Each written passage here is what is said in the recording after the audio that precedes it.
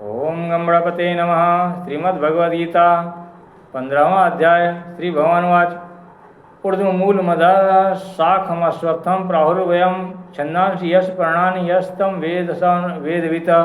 श्री भगवान बोले, आदि पुरुष परमेश्वर रूप मूल वाले और ब्रह्मा रूप मुख्य शाखा वाले जिस संसार रूप पीपल के वृक्ष को अविनाशी कहते हैं तथा वेद जिसके पत्ते कहे गए हैं, उस संसार रूप वृक्ष को जो पुरुष मूल सहित तत्व से जानता है वह वेद के तात्पर्य को जानने वाला है। अधस्योर्ध्वं प्रसिद्धास्तस्य शाखा गुण प्रवृद्धा विषय प्रवाला अधस्य मूलानुसंतानि कर्मानुबंधनी मनुष्य लोके। उस संसार वृक्ष की तीनों गुणों रूप जल के द्वारा बढ़े हुई एवं विषय भोग रूप कोपलों वाली देव मनुष्य और त्यर्क योनि रूप शाखाएं नीचे और ऊपर सर्वत्र फैली हुई हैं तथा मनुष्य लोक में कर्मों के अनुसार बांधने वाली अहंता ममता और वासना रूप जड़ें भी नीचे और ऊपर सभी लोकों को व्याप्त हो रही हैं। न रूपमस्य तथोपलभ्यते नान्तो न चादीर्ण च संप्रतिष्ठा अश्वत्थम एरम सुगरूढ़ मूलमसंग सतृण दिने छित्वा। इस संसार वृक्ष का स्वरूप जैसा कहा है वैसा यहाँ विचार काल में नहीं पाया जाता, क्योंकि न तो इसका आदि है और न अंत है तथा न इसकी अच्छी प्रकार से स्थिति ही है। इसलिए इस अहंता ममता और वासना रूप अति दृढ़ मूलों वाले संसार रूप पीपल के वृक्ष को दृढ़ वैराग्य रूप शस्त्र द्वारा काट कर तथा पदम तत्परिमार्गे त्वयं यस्मिन् गता निवर्तन्ति भूयः तमेव चाद्धम पुरुषम प्रपद्ये यतः प्रवृत्ति प्रसीता पुराणी। उसके पश्चात इस परम पद रूप परमेश्वर को भली भांति खोजना चाहिए, जिसमें गए हुए पुरुष फिर लौटकर संसार में नहीं आते और जिस परमेश्वर से इस पुरातन संसार वृक्ष की प्रवृत्ति विस्तार को प्राप्त हुई है, उसी आदि पुरुष नारायण के मैं शरण हूँ। इस प्रकार दृढ़ निश्चय करके उस परमेश्वर का मनन और निधिध्यासन करना चाहिए।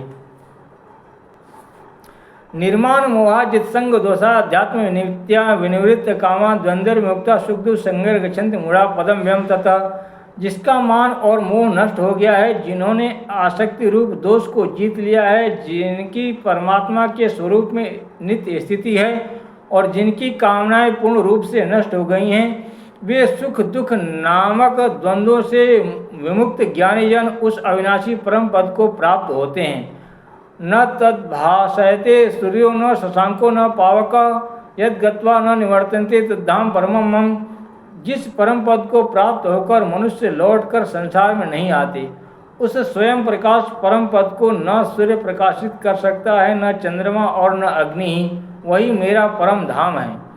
ममे वांशो जीव लोके जीवभूता सनातना मन षष्ठानींद्रियाणि प्रकृति स्थान कर्षति। इस देह में यह सनातन जीवात्मा मेरा ही अंश है और वही इन प्रकृति में स्थित मन और पांचों इंद्रियों को आकर्षण करता है। शरीरम यद वापनोति इच्छापुत काम तीश्वर गृहित वैतानि संयाति वायुर्गंधानि वासयात। वायु गंध के स्थान से गंध को जैसे ग्रहण करके ले जाता है, वैसे ही देह आदि का स्वामी जीवात्मा भी जिस शरीर का त्याग करता है, उससे इन मन सहित इंद्रियों को ग्रहण करके फिर जिस शरीर को प्राप्त होता है उसमें जाता है। श्रोतम चक्षु स्पर्शनम च रसनम घ्राणमेव च अधिष्ठाय मनश्चायम विषयानुपसेयते। यह जीवात्मा श्रोत्र चक्षु और त्वचा को तथा रसना घ्राण और मन को आश्रय करके अर्थात इन सब के सहारे से ही विषयों का सेवन करता है। उत्क्रामंतम स्थितम वापि भुंजानम वा गुणान्वितम विमूढ़ानानुपश्यन्ति ज्ञान चेष्टा। शरीर को छोड़कर जाते हुए को अथवा शरीर में स्थित हुए को अथवा विषयों को भोगते हुए को, इस प्रकार तीनों गुणों से युक्त हुए को भी अज्ञानी जन नहीं जानते। केवल ज्ञान रूप नेत्रों वाले विवेकशील ज्ञानी ही तत्व से जानते हैं। यंतो योगिनश्चैन्यं पश्यन्त्यात्मन्यवस्थितः यतन्तो योगिनश्चैन्यं पश्यन्त्यात्मन्यवस्थितं यतन्तो अप्यकृतात्मानो नैनं पश्यन्ति चेतसः। यत्न करने वाले योगी जन भी अपने हृदय में स्थित इस आत्मा को तत्व से जानते हैं, किंतु जिन्होंने अपने अंतःकरण को शुद्ध नहीं किया है, ऐसे अज्ञानी जन तो यत्न करते रहने पर भी इस आत्मा को नहीं जानते। आदित्य गतम तेजो जगत भाषते अखिलम यच्चंद्रमसि यच्चाग्नो तत्तेजो विद्धि मामकम। सूर्य में स्थित जो तेज संपूर्ण जगत को प्रकाशित करता है तथा जो तेज चंद्रमा में है और जो अग्नि में है, उसको तू मेरा ही तेज जान। कामा विश्व च भूतानि धार्याम्य मोजसा पुष्णामि चौषधि सर्वा सोमो भूत्वा रसात्मकः।